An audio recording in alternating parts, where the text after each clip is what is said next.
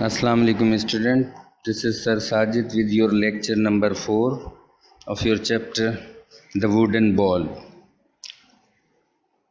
اس سے پہلے کے جو 3 لیکچرز میں نے آپ کو اب تک یہ جو سٹوری سمجھائی تھی، جو چیپٹر ایکسپلین کیا تھا، اس سے آپ کی جو اب تک کی جو نالج ہے وہ یہ ہے کہ جرمنی کے ایک چھوٹے سے شہر میں ایک آدمی رہتا تھا جس کا نام کرٹ تھا۔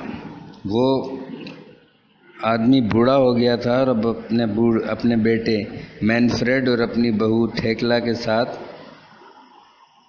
ایک چھوٹے سے پرانے گھر میں رہتا تھا۔ مینفریڈ جو تھا وہ کارپینٹر تھا اور اپنا زیادہ تر وقت اپنے ورک شاپ میں، اپنے کارخانے میں گزارتا تھا۔ اس نے کارپینٹری اپنے والد سے سیکھی تھی اور اس کے والد اپنے زمانے کے مشہور کارپینٹر رہ چکے تھے۔ انہوں نے اپنے بیٹے کو بہت اچھی طرح کام سکھایا تھا اور بیٹا جو تھا وہ بہت اچھے پیسے کما رہا تھا۔ وہ قصبے کے لوگوں کے لیے فرنیچر بناتا تھا اور کبھی کبھی وہ لکڑی کو تراش کے اس سے مختلف چیزیں بنانے کا کام بھی کرتا تھا۔ نوجوان جوڑا مینفریڈ اور ٹھیکلا، ان کا ایک بیٹا بھی تھا جس کا نام ولہیم تھا۔ یہ کرٹ کا پوتا تھا، یعنی اس بوڑھے آدمی کا پوتا تھا۔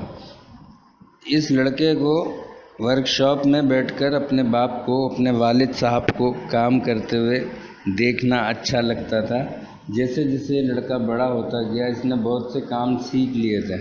شروع میں تو یہ مدد کرتا تھا اوزار وغیرہ اپنے باپ کو دینے میں، اپنے والد صاحب کی مدد کرنے میں۔ He learn to clean the tools, اس نے اوزار صاف کرنا بھی سیکھ لیے تھے، اوزاروں کی دیکھ بھال کرنا بھی سیکھ لی تھی کہ ان کی حفاظت سے کیسے رکھا جاتا ہے۔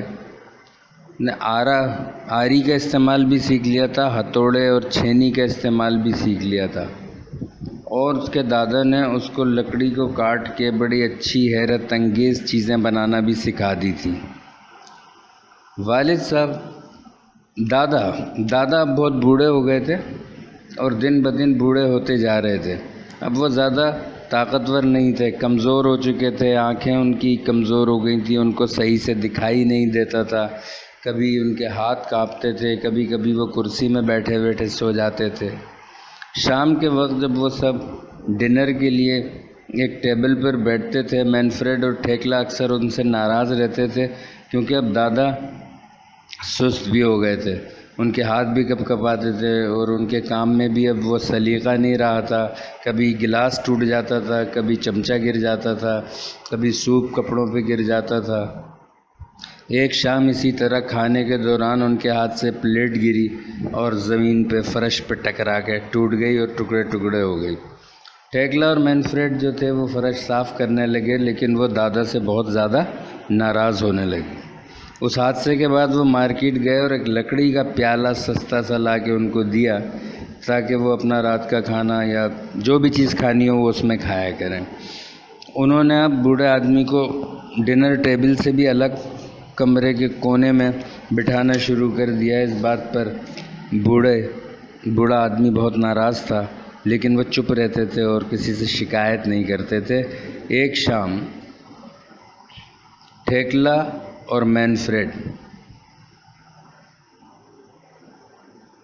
One evening, not long afterwards, Thekla or Manfred had finished work for the day and were preparing the evening meal. ایک شام جب ٹھیکلا اور مینفریڈ کام ختم کر چکے تھے، اپنے دن کے جو سارے کام تھے وہ ختم کر چکے تھے اور رات کا کھانا بنانے کی تیاری کر رہے تھے، and were preparing the evening meal. When the meal was ready, they called for Wilhelm. جب کھانا تیار ہو گیا تو انہوں نے ولہیم کو بلایا۔ They looked in his room but he was not there. انہوں نے ولہیم کو اس کے کمرے میں دیکھا لیکن وہ وہاں نہیں تھا۔ Where could that boy be? asked ٹھیکلا. یہ لڑکا کہاں ہو سکتا ہے؟ ٹھیکلا نے پوچھا۔ Manfred had no idea. مینفریڈ کو کوئی آئیڈیا نہیں تھا، اس کو کوئی اندازہ نہیں تھا۔ He asked the old man if he had seen Wilhelm, but the old man shook his head. انہوں نے بوڑھے آدمی سے پوچھا کہ اگر اس نے ولہیم کو دیکھا تھا لیکن بوڑھے آدمی نے سر ہلا دیا، یعنی انہوں نے بھی نہیں دیکھا تھا. Thekla and Manfred became a little worried. Thekla اور مینفریڈ تھوڑے سے پریشان ہو گئے. They looked out on the street but Wilhelm was not there. انہوں نے باہر گلی میں بھی دیکھا لیکن ولہیم وہاں نہیں تھا. دین دے سا a light on in the work shop. پھر انہوں نے دیکھا کہ کارخانے کی لائٹ جلی ہوئی تھی. They went to look. وہ کارخانے کی طرف گئے وہاں دیکھنے کے لیے کہ اس وقت وہاں کی لائٹ کیوں جلی ہوئی ہے.